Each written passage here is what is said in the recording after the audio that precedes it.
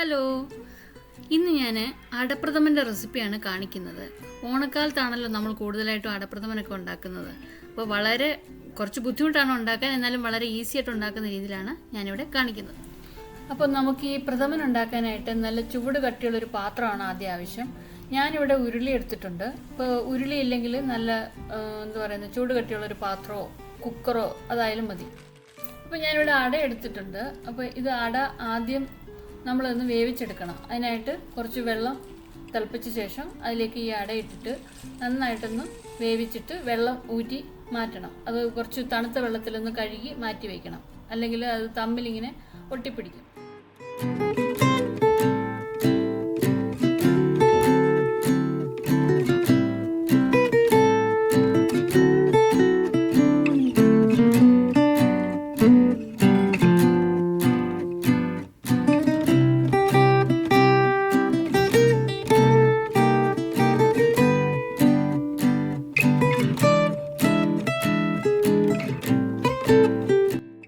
അപ്പോൾ ഞാൻ ഉരുളി അടുപ്പത്ത് വെച്ചിട്ടുണ്ട്. ഒന്ന് ചൂടാകുമ്പോഴത്തേക്ക് നമുക്ക് അല്പം നെയ്യ് ഒഴിച്ചു കൊടുക്കാം.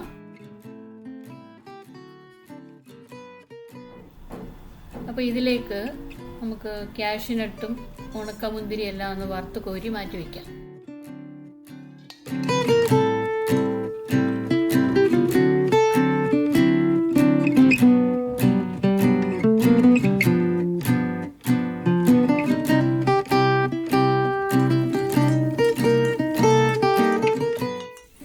ഇനി ഈ നെയ്ക്കകത്തേക്ക് നമ്മൾ നേരത്തെ കോരി വെച്ച അട ഒന്നിട്ട് ഇളക്കണം. അപ്പോൾ അത് തമ്മിൽ ഒട്ടിപ്പിടിക്കാതിരിക്കാനാണ് ഇതൊന്ന് ഇളക്കിയെടുക്കുന്നത്.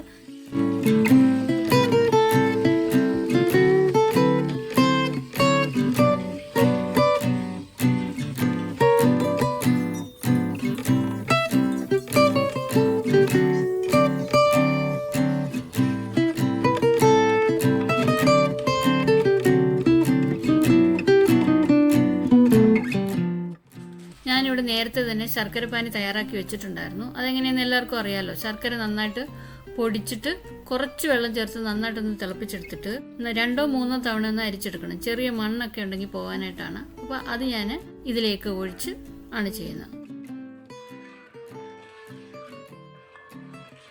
അപ്പോൾ ഈ അട ഈ ശർക്കരപ്പാനിക്കകത്ത് കിടന്നിട്ട് നന്നായിട്ട് വെന്ത് വരണം. നേരത്തെ വെന്തതാണ്, ഇതുമായിട്ടൊന്ന് യോജിച്ച് വരണം.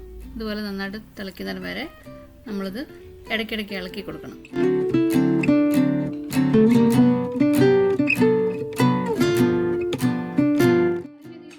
അപ്പോൾ നമ്മൾ അടപ്രഥമൻ തേങ്ങാപ്പാലിലാണ് തയ്യാറാക്കുന്നത്. ഞാനിവിടെ 3 തേങ്ങ എടുത്തിട്ടുണ്ട്. അപ്പോൾ ഇത് എടുത്തിട്ട് തേങ്ങാപ്പാൽ 3ആയിട്ട് എടുക്കണം. 1-ാം പാല്, 2-ാം പാല്, 3-ാം പാല്. അത് അറിയാമല്ലോ എല്ലാവർക്കും എടുക്കാൻ.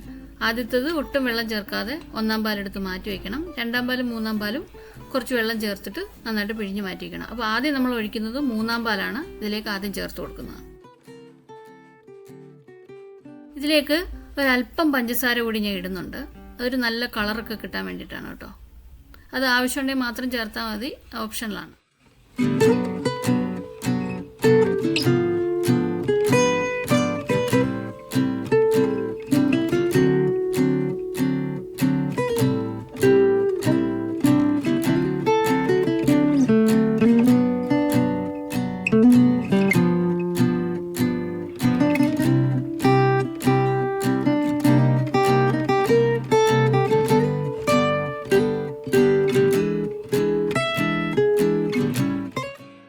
ഇനി ഇതിലേക്ക് ചുക്ക് പൊടിയും ഏലക്കാപ്പൊടിയും കൂടി ചേർക്കണം. അപ്പോഴേ നമുക്ക് പായസത്തിൻ്റെ നല്ലൊരു മണവും രുചിയും ഒക്കെ കിട്ടത്തുള്ളൂ. അപ്പോൾ അത് മസ്റ്റായിട്ട് ചേർക്കണം.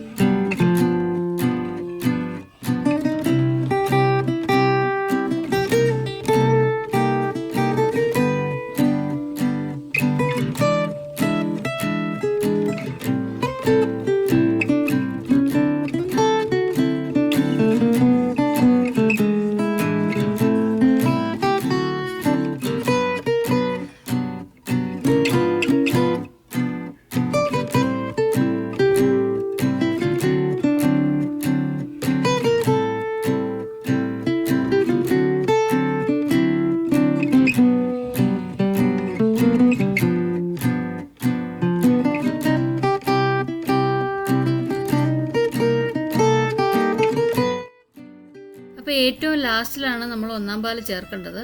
നല്ല കുറുകി വരും, ആ സമയത്ത് വേണം നമ്മൾ ചേർക്കാൻ. ഒന്നാം പാൽ ചേർത്തതിന് ശേഷം നമ്മൾ തീ ഓഫ് ചെയ്യണം. പിന്നീട് ഇളക്കിക്കൊണ്ടിരിക്കരുത്. അപ്പോൾ അത് എന്തു പറയുന്നത്, അത് പിരിഞ്ഞതായിട്ട് നമുക്ക് തോന്നും.